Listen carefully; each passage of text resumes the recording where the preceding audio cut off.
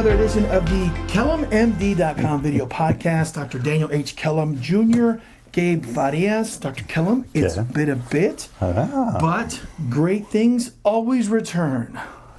Really? Much like my weight. I've put on a few pounds, man. You don't look like it. Really? Yeah, the desk is smaller. That's what it is. Oh, the camera adds 10 pounds. Does it? That and food. Yeah. Yeah, that's what I've learned. Anywho, Dr. Kellum, it's great to be back doing the KellumMD.com video podcast. If you want to book an appointment at any of the Kellum clinics, whether you're in Schertz, whether you're in the Bernie Bergheim area, whether you're on Marbach, just visit KellumMD.com. Soon to be a location off of Braun and 1604. Yeah, we're Kellum, excited talk about that. So we're opening up a location, Braun and 1604, right outside the Loop. Very excited. It should open August, and so we're in the process of gathering our staff, getting our providers, but we're very excited to serve that area of San Antonio. And so, you know, there's not too many people out there. It's a bit between Bandera and the 151 area, so it's a little bit of an area that's missing good medical care. And we're excited to bring our brand, our focus on patient care, our patient experiences to the area. Across the board, holistic care is what you talk about, both for men and women. May is Women's Health Month. Your brother, Dr. John Kellum, one of the best, OBGYNs in the state of Texas. You guys are opening up a women's health clinic. Talk about the women's health program that you guys have at Kellum. Well, I mean, it's wide-ranging. Certainly with my brother as an OB-GYN, it starts for young women in pregnancy, and certainly bringing their pregnancies to gestation and delivery, which is wonderful. We also have a pediatric clinic there on Marbach that manages a lot of that stuff with a wonderful nurse practitioner that's been there for 20 plus years. But it's there, and then it's after they age through childbearing and into their early adulthood, where we stay on top of pap smears and hormone replacements and things that really plague everyday life for women that I think sometimes is really underrepresented and undertreated. And through the times where you need mammograms and all of that other stuff. And so I think at Kellum, specifically our OB-GYN practice, but overall in our family medicine, I think it's really important to pay attention to women's care for sure. Speak to the importance, because it's always important to get annual checkups, whether you're a man or you're a woman. Really important when you're a woman. At what age should you start getting an annual exam? 40 is, so I take that back. 21 for pap smear I think is really very important. If you're sexually active prior to that, it will be determined, and so discuss with your doctor about that, because I think that's very important. Age 40 for mammograms is when we start doing that. Now there's some variability with that depending on family history and prevalence of that in your family to whether that may be a little bit early, but 40 is usually the rule that we look at with that. And then regular colonoscopy at 45 is when we look at with that, bone density at 50, and then on and on.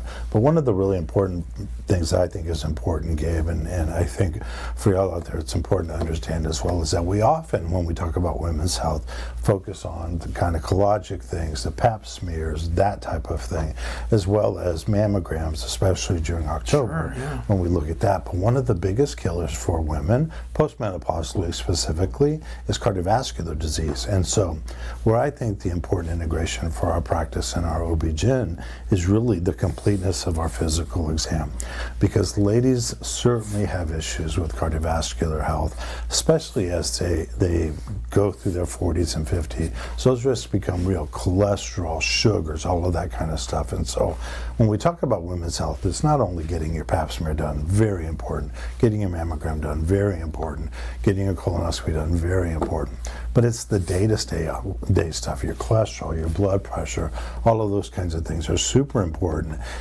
in terms of the holistic approach as you talk about. The importance of HRT, and that's another thing to me. I've been on the hormone replacement pellets for for years. You got me on that. My energy has just gone through the roof. And there's a misconception that it's only for men, and that's not the case. Not the case. And so, as a body of thought, it's been in medicine where we thought the least amount of hormone for the shortest period of time is what you should do. And what we've come to realize over time, when you stay really at the cutting edge of medicine, is that that's not really the case. What you need, one, are bioidentical hormones. So we never really advocate for synthetic hormones. But bioidentical hormones, especially in women, both testosterone and estrogen at the appropriate time, and progesterone, are very important because they maximize bone density, they optimize recovery, they improve mood, they improve strength. There's some breast cancer risk reduction that can be associated with that, cardiovascular risk reduction associated with that. And so it's really important that we manage hormones as well as managing everything else. And so once again, when we talk about women's health, it's the totality of women's health that I think is important, because looking at one thing or the other is good, but if we're missing something because we're just focused on certain things, then I don't think we're really, really capturing what we want to get out of that. And so I think this month is important to draw attention to the importance of women and getting their physicals done and meeting all of the things that they need done. So a friend of mine who was on the pellets, she asks me, she's like, I want to take Ozempic, I want to take, some of the weight, can I take that and have the hormone replacement therapy pellets at the same time, or is that something they should consult their doctor about? At the same time is great, because they work completely different in different mechanisms. And what you're looking for that is optimizing hormones, because people feel better, their metabolism is better, and then giving something to help control appetite so that we get them where they need to be.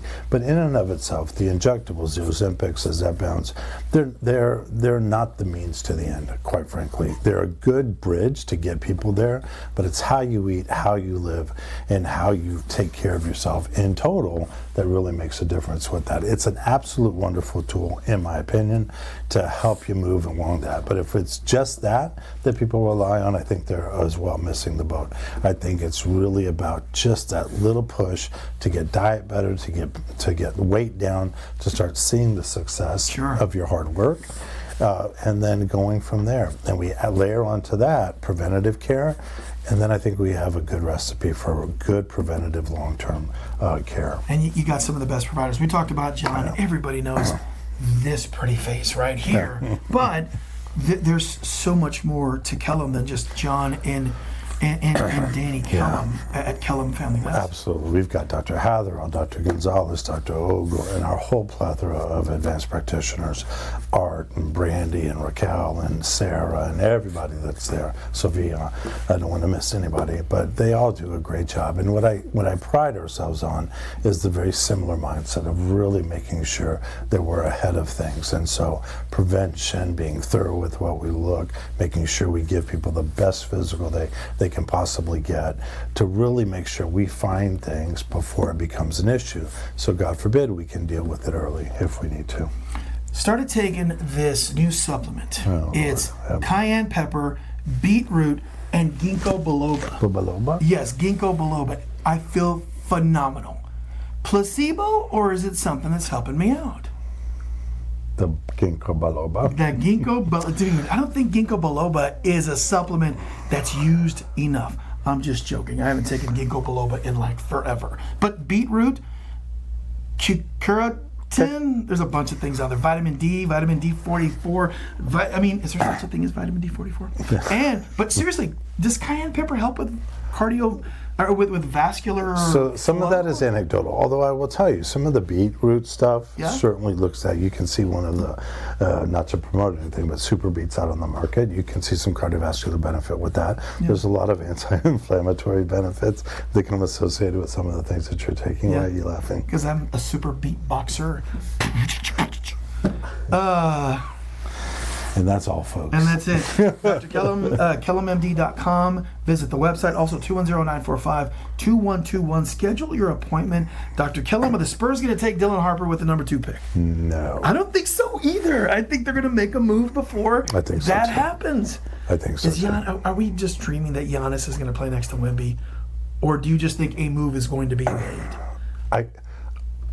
Now, far be it from me to, they're very high thinkers over there, but I think if the move is going to be made, it will be for him. For Giannis. Other than that, I think we'll take our 2nd and 14th pick. Yeah, there you go. And then we got to take Dylan Harper with number 2. Best available. Yeah. All right, Dr. Kellum, thank you so very much. We need to do more of this. Yes. Beetroot, ginkgo biloba, and cayenne pepper. Makes you look like that. Yes. Beautiful. All right, for Dr. Daniel H. Kellum, I'm Gabe Farias, folks. Stay healthy. You're stupid.